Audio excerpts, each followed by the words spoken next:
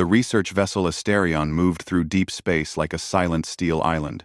Its long corridors hummed with power, its wide decks glowed with pale blue lights, and its crew made of several alien species worked with calm, practiced focus. Most days on the ship felt quiet, controlled, and routine. But today was the 9th day of something that did not feel routine at all. On Observation Deck 7, a large glass window looked down into a round containment chamber. Inside that chamber stood a young human woman named Kira, though most of the alien scientists only called her Subject Kira. She paced in slow circles, her steps unsteady. Her hair clung to her face as the overhead lights flickered again, signaling another cycle of the containment resonance test. It was not torture, not in the physical sense. The aliens kept repeating that. It was a controlled sensory field experiment. But to Kira, the strange vibrating lights and shifting sounds felt like being trapped in a storm of confusion. Sometimes, the field made her ears ring. Sometimes it made her eyesight blur. Other times, it made her feel as if the room was tilting, even though she knew it wasn't. For 9 days, she had been inside that room, trying to stay calm, trying to stay strong. And for the same 9 days, they watched her, the alien scientists, the analysts, the observers. All except one. Lieutenant Evan Rourke, the only human officer assigned to the Asterion, stood with hands clenched behind his back as he watched Kira from the observation deck. His jaw tightened every time the lights in the chamber pulsed. He did not look away like the others did. He didn't blink much either. He watched her because he felt responsible, even though he wasn't the one who placed her there, even though he had argued against the experiment. Most people on the Asterion believed Kira posed a threat. They said she had appeared in a restricted zone, carrying a device they could not identify. They said she refused to explain herself clearly. They said she might be lying about her mission. But Evan didn't believe that. Something about the way she stayed calm. The way she tried to speak through the field's effects. The way she kept insisting she was trying to save them. None of it matched the idea of a dangerous infiltrator. The aliens saw her reactions as data points. Evan saw them as pain. Not physical pain, nothing bloody. Nothing brutal, but a kind of emotional stress that no person should experience alone. He exhaled slowly, trying to stay composed. "Lieutenant Rourke," said a soft voice beside him. It belonged to Dr. Halrin, the lead scientist for the test. Halrin was a tall, gray-skinned Sarathi with 4 eyes that blinked out of sync. "You appear troubled again." Evan did not take his eyes off the chamber. "She's exhausted. This is the 9th day." "Yes," Halrin replied calmly, "but human endurance is remarkable. And so far, the test has not caused any permanent harm." "It's not harm you can measure," Evan said quietly. Halrin tilted his head. "The mental strain, you mean?" Evan finally looked at him. "She's scared. She's confused. And she thinks no one is listening." Halrin blinked all 4 eyes. "We are listening. That is the purpose of observation." "No," Evan said, voice firm. "You're studying." Halrin paused, considering the difference. Evan could tell he didn't understand. "The resonance field is necessary," Halrin continued. "Her claim of a sector-wide quantum collapse is extraordinary. We need proof. We need to confirm she is not manipulating us with false information." "And you think these tests will make her talk?" Evan asked. "We think the field may reveal signs of deception," Halrin said. "Our species can detect subtle neurological patterns when a subject is under controlled stress." Evan shook his head. "Humans don't respond well to this kind of stress. And she hasn't lied once. She's been saying the same thing since the moment you caught her." Halrin's expression remained unreadable. "Still, we must be sure." Evan looked back at Kira. Inside the chamber, she had stopped pacing. She stood still now, leaning lightly against the curved wall. Her shoulders rose and fell in slow breaths. For a moment, the resonance field dimmed. and the room fell quiet. Kira lifted her head. Her eyes drifted up toward the observation window. At first, it looked like she was only staring blankly, too tired to focus. But then, her gaze sharpened. She saw the figures behind the glass, and then she seemed to recognize one of them. Her eyes met Evan's. Even from the distance, Evan felt something tighten in his chest. Her expression was not angry. It wasn't pleading either. It was simply tired in a way that made Evan's stomach twist. Halren noticed the glance. "She looks at you often," he said in his calm voice. "Perhaps because you are human. She may believe she will find sympathy in you." "She already has," Evan said before he could stop himself. Halren looked confused. "Is that a problem?" Evan didn't answer. He didn't trust himself to. An alarm chirped softly as the next test cycle prepared to activate. A soft vibration passed through the deck floor, signaling the system's restart. Kira winced as the lights shifted again, nothing graphic, nothing physically harmful, but clearly uncomfortable, the way a high-pitched noise or disorienting light would affect any person. "Begin Cycle 9, a technician announced. Evan stepped forward. Halren raised a hand. "She needs rest," Evan said firmly.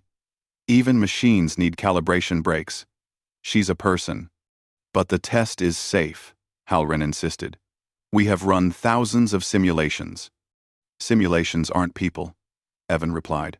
Halren's eyes softened a fraction. "I understand your emotional concern, Lieutenant. Truly. But we cannot pause the test until we have verified her warnings." Evan turned toward him. "And if she collapses before you get your proof?" "She will not collapse," Halren said. "Humans are stronger than you think." Evan almost laughed, but it wasn't a happy sound. "Yes," he said. "We are. But we break too." He looked back through the glass. Kira had not collapsed, but she had sunk to her knees. Not from physical damage, just from exhaustion. Her hands pressed lightly against the floor to keep herself steady.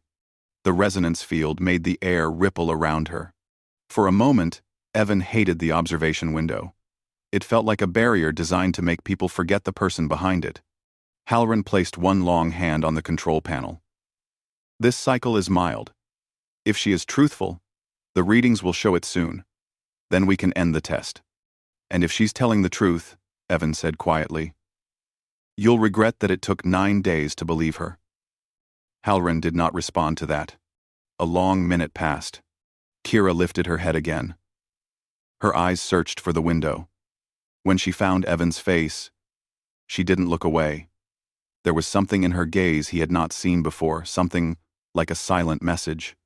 Or maybe a plea. Or maybe simply the need to be seen by someone who understood. Evan stepped closer to the glass without thinking.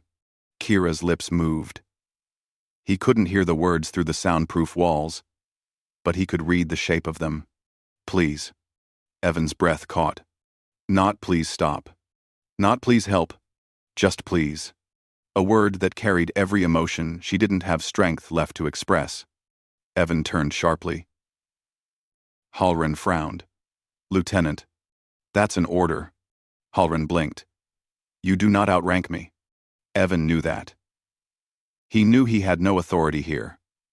But in that moment, he didn't care. He stared at Halren with a look the Sarathi scientist had never seen from a human before, determination mixed with something far deeper. Halren hesitated. Evan waited. Kira trembled slightly in the chamber. Finally, Halren sighed. "Very well. End Cycle 9. Finally. Finally. Finally. Finally." The resonance field shut down. The lights steadied. The ripple in the air faded away. Kira slumped against the wall with a relieved exhale. Evan closed his eyes for a moment, grateful. But when he opened them again, he saw that Kira was still looking at him. Not with fear, not anymore, but with a strange, quiet focus, as if she was trying to tell him something important, as if she believed he would understand, even when no one else would. Evan took a slow breath. He didn't know it yet, But this was the moment that would change everything for Kira, for him, and for the entire galaxy. Because he was the only human, with a heart willing to intervene. The lights inside the containment chamber stayed steady for the first time in hours. Kira sat with her back against the curved wall, breathing slowly, as if saving every bit of strength she had left. Her eyes stayed open, but they looked unfocused, like her mind was far away. Evan Rourke watched her from the observation deck, his hands still tight at his sides. He did not regret forcing Halloran to stop the test. He only regretted that he had not done it earlier. When the chamber lights dimmed to their resting level, Halloran turned to him. "Her readings will stabilize shortly," the scientist said.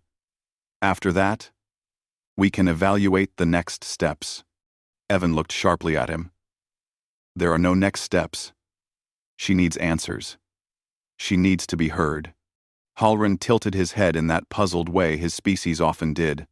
"She has spoken, many times. But her claims remain unverified. A human arriving in a restricted zone with an unknown device is suspicious, Lieutenant." "Not if she was trying to warn us," Evan replied. "Warnings can be lies," Halloran said calmly. "And 9 days of tests haven't proven that," Evan shot back. Halloran blinked, all 4 eyes slowly. "Then perhaps she believes her own deception." Evan didn't answer. He didn't trust himself to stay calm if he did. He turned away from the window. He needed space. He needed to think. The corridor outside Observation Deck 7 was quiet, lit with the same cool blue glow as the rest of the Asterion. Alien officers passed by in small groups, barely noticing him. Most of them still saw humans as unpredictable, emotional beings, useful in some situations, but not fully trusted. Evan walked until he reached the small lounge area meant for off-duty crew. There, he sank into a seat near the large viewport showing the stars. He stared at the distant lights, then rubbed a hand across his forehead. Why won't they listen? Why won't they even consider she's telling the truth? He remembered the moment they found Kira, a scared but determined young woman holding a strange, handheld device that glowed with faint symbols. She had said she had information about a coming disaster, something that would affect entire sectors of space. But before she could explain fully, the aliens panicked. They assumed she was carrying a weapon or some kind of sabotage tool. They arrested her, activated containment protocols, and began the tests. And Evan had been too slow to stop them. He closed his eyes for a brief moment. This wasn't how humanity was supposed to be part of the coalition. They had joined to build trust, to share knowledge, not to stand by while people suffered. Even if the person wasn't one of their own. A soft chime startled him out of his thoughts. It came from the small console on his wrist. A message. "Lieutenant Rourke, please report to Research Bay 2. The sender, Dr. Halloran." Evan sighed and stood up. At least Halloran was willing to talk. That was something. He made his way through the ship until he reached Research Bay 2. The doors opened with a gentle hiss, revealing Halloran and 2 other alien technicians standing around a holographic display. Halloran looked up. "Thank you for coming, Lieutenant." "What is this?" Evan asked. Halloran turned the hologram slightly so Evan could see. It showed a rotating image of the device they had taken from Kira, the one that had caused all the trouble. Lines of alien script scrolled beside it. "This is the object she carried," Halloran said. "We have been scanning it since her capture. And we found something new." Evan stepped closer. The hologram zoomed in on the device. A thin line of energy pulsed across its surface like a heartbeat. "What is that?" Evan asked. "A temporal signature," Halloran replied. "Not dangerous, but unusual." Evan frowned. "Meaning?" "It means the device comes from a region of space affected by unstable quantum activity," Halloran said. "A region that matches the area she claimed will collapse." Evan's heart skipped slightly. So she was telling the truth? Halloran lifted a hand. "It suggests her claim may not be entirely false, but it does not confirm a collapse. It may simply be residual energy from a malfunctioning machine. Evan shook his head. No. She wasn't carrying a broken gadget. Just for fun. She came here for a reason. Halrin hesitated. For the first time in many cycles, he looked unsure. Perhaps, but we need more information. And the only person who can give it to us is her.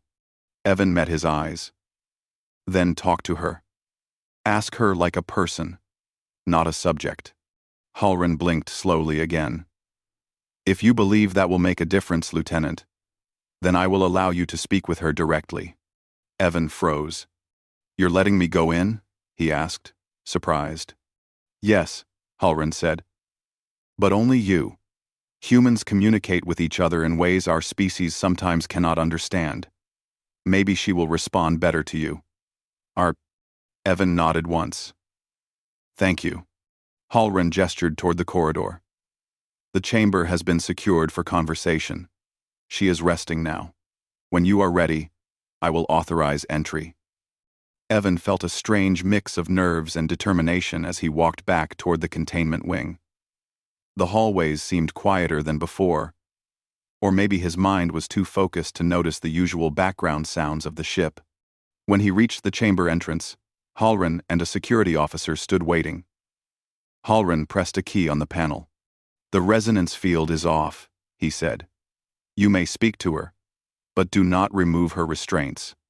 Understood, Evan replied. The doors slid open. For the first time in 9 days, Evan stepped inside. The containment chamber felt larger from the inside. The walls curved smoothly, with no sharp edges anywhere. The air was cool, but not uncomfortable. Soft lights glowed from the ceiling. Kira sat on a small bench near the center, her back straight, her expression blank from exhaustion. She didn't look up at first, not until she heard his footsteps. When she did, her eyes widened slightly. You, she whispered softly. Evan walked closer but stayed several feet away, giving her space. My name is Evan Rourke, he said gently. I'm the human liaison on this ship. I know, she said. Her voice was tired, but steady. You're the only one who watches without cold eyes. Evan felt a small ache in his chest at her words. I'm sorry for everything, he said. They didn't understand your message, but I'm here now. I want to help. Kira studied his face for a moment, as if checking whether he truly meant it. You believe me? She asked. Yes, Evan said. I always did. Kira closed her eyes briefly, as if gathering strength. When she spoke again, her voice carried more urgency. The collapse is real, she said. I didn't have time to explain before they seized me.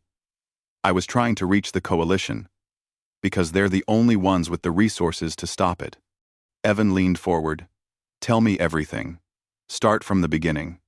Kira took a slow breath. 3 months ago, my team detected strange readings from Sector 14G. Fluctuations in quantum fields. Something impossible. Something unnatural.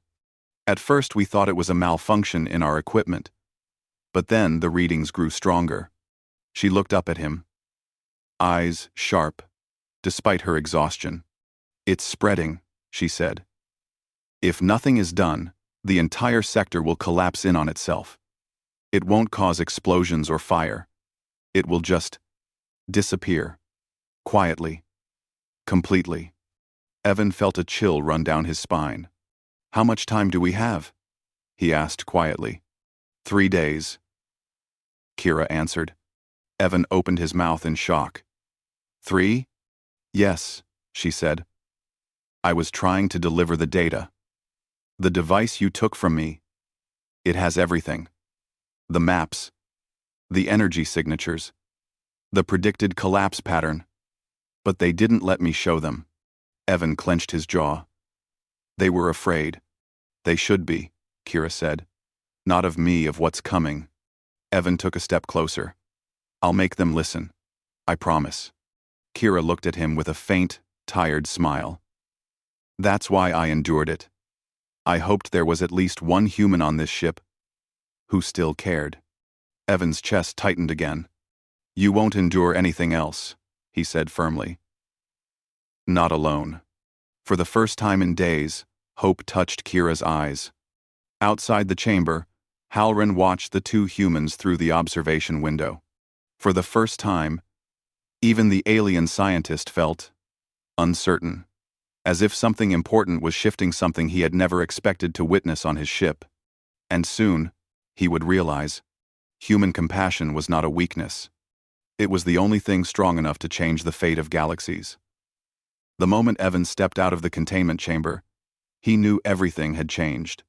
The hallway felt tighter, the air felt heavier, and the familiar hum of the Asterion sounded louder than before. For 9 days, he had walked past these walls, feeling helpless. But not anymore. Now he had a mission. And he had a truth the aliens could no longer ignore. Dr. Halrin stood by the doors with a strange expression, something between confusion and concern. Evan faced him with a calm but firm voice. "Everything. And you need to hear it too." Halrin's 4 eyes blinked in unease.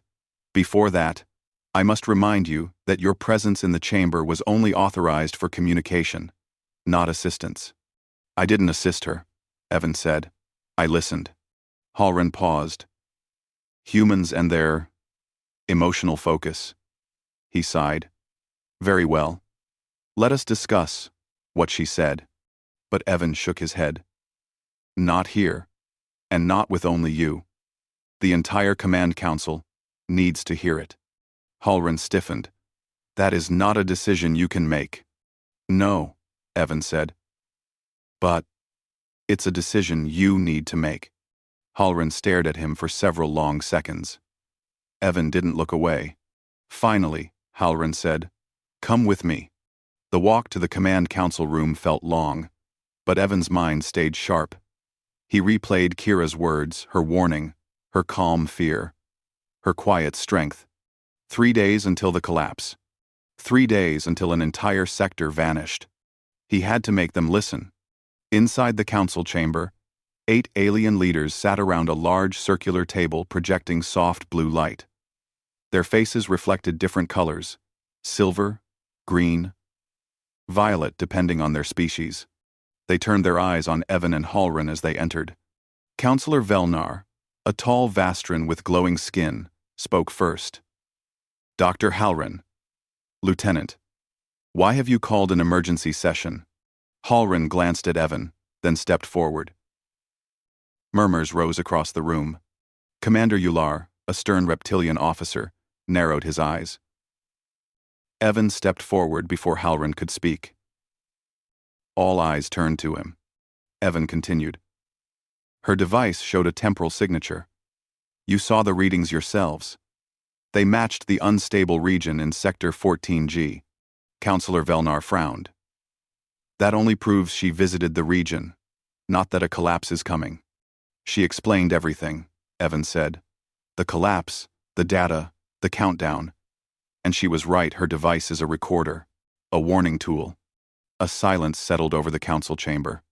Then Commander Ular hissed quietly. "Even if this were true, why would she come alone? Why would her government not inform us directly?" "She tried," Evan said. "Her team died before they could send the message. She escaped with the data and came here because we're the nearest advanced fleet." The room shifted with uneasy movement. Counselor Velnar leaned forward. "Lieutenant Rourke, why do you believe her?" Evan could have given many answers, but he chose the simplest one. "Because humans know the difference between fear and honesty," he said. "And when she talks, she is not afraid for herself. She is afraid for all of us." The room grew quiet again. Finally, Halrin spoke. "The scans do show unusual readings, and Lieutenant Rourke is correct, she has not changed her story once." Commander Ular looked frustrated. "Even if she is truthful, we cannot react to a crisis we have not fully verified." Evan took a breath. Then he said the words that changed the room. "If you wait for full verification, it will be too late." Hours later, after a long and heated debate, the council ended the meeting without a clear decision. They promised to review the evidence, but their hesitation told Evan everything. They still didn't believe her. They still didn't believe him. He walked out of the chamber feeling more frustrated than before. They cared about logic, data, and rules, but not urgency, not humanity, and not Kira. He stopped in the quiet corridor, pressing his palms against the cold wall. Think, he whispered to himself. There has to be another way. And then he realized there was. Kira didn't need the Council's permission. She only needed her data to reach the ship's main systems. If the entire crew saw the evidence, if the ship's AI confirmed the collapse, no one would be able to ignore it. But she was locked in containment, and the device was stored in a secure lab. Evan straightened slowly. It was impossible. It was dangerous. And he had no choice. He returned to the containment wing an hour later. The guards nodded at him. Humans were unpredictable. But he had clearance. They assumed he was back for observation duty. He wasn't. He waited until the guards turned to change shifts, then slipped through the chamber door. Kira looked up in surprise. Evan? He closed the door behind him. Her eyes sharpened. They didn't listen? Some of them did, Evan said. Not enough. Kira nodded sadly. I thought so. Evan stepped closer. But I have a plan. It's risky. Maybe stupid. A faint smile touched her lips. Humans are good at that. Evan almost smiled back. I'm going to get your device from the lab. Then we put the data into the main communications hub. The whole ship will see it. They won't be able to deny it. Kira stared at him, stunned. You'd break protocol for me? For all of us, Evan said. For the truth. Her eyes softened. Then I'll help you. Evan nodded. I can disable the local locks. But once we leave, the alarms will trigger. Then we move fast, Kira said. Evan took a deep breath. Let's do it. The first step was freeing Kira. Evan walked to the control panel and entered his officer code, something he had never thought he would use like this. The restraints around her wrists released with a soft click. Kira flexed her hands, wincing slightly. Feels strange to move again. Evan offered an arm to steady her. She accepted it with a quiet nod. Ready? He asked. Ready, she said. He opened the chamber door. And the real danger began. They moved through the secondary maintenance corridors, narrow passages rarely used by the main crew. Evan knew them well. He had spent months studying the ship's layout. He had always believed knowledge kept people safe. Tonight, it kept them alive. As they slipped through shadows, Evan whispered instructions. Turn left here. Stay close. Don't step near the motion sensor. Kira followed without hesitation. Despite her exhaustion, she stayed focused. Her determination kept her moving. Finally, they reached Research Bay 2. Inside, the lab was quiet. The device sat on a glass platform, its faint energy pulse glowing softly. Evan's heartbeat quickened. That's it, Kira whispered. He entered the override code Halrin had shown him earlier. Halrin expected him to study the readings, not steal the device. The glass cover rose smoothly. Kira took the device with both hands. Her fingers trembled slightly, not from fear, but from relief. I never thought I'd see this again, she said softly. Evan nodded. Then let's finish this. But the moment they turned toward the door, a loud alarm blared across the entire bay. Red lights flashed. A robotic voice echoed through the ship. Security breach detected in Research Bay 2. All units respond. Kira inhaled sharply. Evan grabbed her hand. Run! And together, they sprinted into the corridor as the ship came alive with alarms and approaching footsteps. For the first time in 9 days, Kira was free. For the first time in 9 days, the truth had a chance to be heard. And for the first time in his life, Evan Rourke was doing something truly impossible. Something only a human would dare. The alarm continued to blare across the Asterion, echoing through every hallway and shaking every deck. Red lights flashed along the walls, guiding security teams toward Research Bay 2. Footsteps and metallic clanks grew louder behind Evan and Kira as they ran. Kira held the device pressed tightly against her chest. Evan stayed slightly ahead, clearing the path, watching every corner. "How far to the communications hub?" she asked breathlessly. "4 decks up," Evan replied. "But we can't take the main lifts. They'll trap us." Kira nodded, trusting him completely. "Then, lead the way." He guided her into a narrow maintenance tunnel, one that twisted behind the ship's large energy conduits. It was dark, cramped, and smelled faintly like overheated circuits. But it offered one advantage. No guards ever patrolled here. They moved quickly but carefully. The metal floor echoed under their steps, and every sound felt too loud. More than once, Evan stopped suddenly, pulling Kira back as security teams rushed by on the other side of the tunnel walls.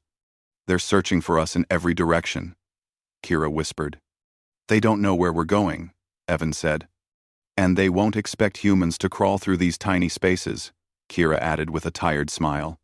Evan almost smiled too. One benefit of being underestimated. They continued their climb upward through grated ladders and tight passages. Kira's breathing grew heavy, but she didn't complain. She just kept going, powered by determination, more than strength. At last, they reached a small hatch that opened into a quiet hallway on deck 11. Evan checked both sides. "All clear," he whispered. He helped Kira through. She exhaled with relief as she stood upright again. "Communications hub is 2 corridors down," Evan said. "Once we get inside, we upload your data. The ship's AI will run the analysis instantly. And the whole crew will see it," Kira said. "They'll have to respond." "They will," Evan promised. For the first time in days, hope lit Kira's face. But the moment they turned the corner, a squad of alien security officers appeared at the other end of the hallway. Both groups froze. "Kira." They sprinted. The security team shouted commands and rushed forward. Evan led Kira down another hall, zigzagging around corners. He knew the path, but the guards were fast and trained. "We can't outrun all of them," Kira said. "We're not trying to outrun them," Evan replied. "Just reach the hub." The doors to the communications hub came into view, tall, silver, guarded by a transparent barrier. But before Evan could reach it, the security team rounded the corner behind them. "Stop immediately," one guard shouted. Evan grabbed Kira's wrist. Through the side door, he pointed to a smaller access hatch beside the main hub entrance. It was a maintenance route, one he remembered studying months ago. He keyed in his officer code with shaking hands. The hatch opened. "Inside," he said. Kira slipped through. Evan followed and sealed the door as the guards approached. Inside the maintenance shaft, the hum of communication machinery vibrated through the walls. "We're close," Kira whispered. Evan nodded, breathless. "The main console is just ahead." They crawled forward until the shaft opened into a small control alcove that overlooked the communications hub from above. Below them, large holographic screens glowed softly, showing message traffic, ship diagnostics, and navigation feeds. Kira pressed her hand against the transparent panel. "We just need to plug in the device. And hope the ship doesn't lock us out," Evan added. Kira looked at him. "Even if it does, we've come too far to stop." Evan nodded. "Let's finish this." They dropped down into the hub through a small service hatch. Evan helped Kira land safely. The hub was empty. Most crew were busy responding to the alarm. Kira moved quickly to the central console. She attached her device to the input port. The screens flickered. Then a soft, calm voice echoed from the hub's speakers. "External data source detected. Running diagnostic." Kira held her breath. The holographic screens filled with glowing lines and charts. Maps of Sector 14G appeared, showing strange distortions. Then the AI processed the data further, overlaying collapse patterns, predicted timelines, and energy fluctuations. Evan watched the information spreading across every screen in the room. It's working. Kira placed a hand on the console. Please, show them. The AI's voice returned. Warning, quantum instability confirmed. Sector collapse projected in 71 hours. Evan's heart pounded.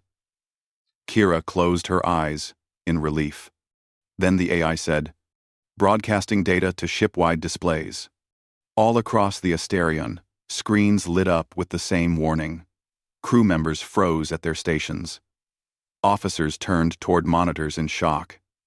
The command council's chamber flickered with emergency visuals. Everyone saw the truth. Everyone saw Kira's warning. And no one could ignore it now. The hub doors burst open. Security officers rushed in, weapons lowered but ready. Step away from the console, Ular commanded. Kira and Evan didn't move.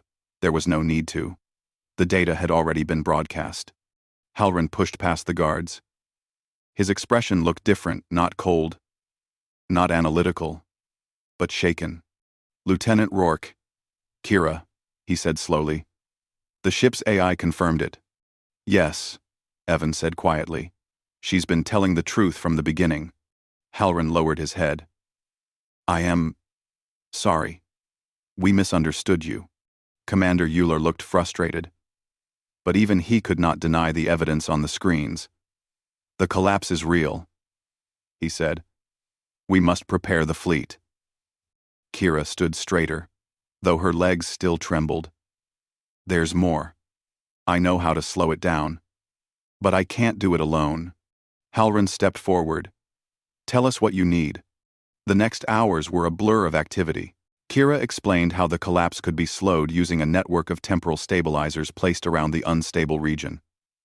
The Asterion had the equipment advanced prototypes never used before.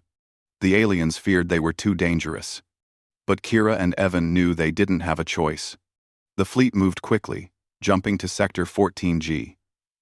The view from the ship's windows showed a strange, shimmering cloud spreading through the starfield, beautiful and terrifying at the same time. Kira worked beside the ship's engineers, guiding them through the setup. Evan stayed close, helping her whenever she weakened. She had endured more than anyone on the ship, yet she kept going. Almost there, she whispered, as she typed commands into the stabilizer control panel. Evan steadied her. You can do this. She smiled weakly. The stabilizers activated. A soft hum filled the ship. A gentle sound. Not dangerous, just powerful. Lines of light spread through space, weaving a net around the collapsing region. The shimmering cloud slowed. The AI confirmed. Collapse progression reduced. Sector stabilization achieved. The crew cheered. Halrin closed his eyes, relieved. Even Commander Ular nodded in respect. Kira leaned heavily against Evan, exhausted but smiling. We did it. Evan supported her gently.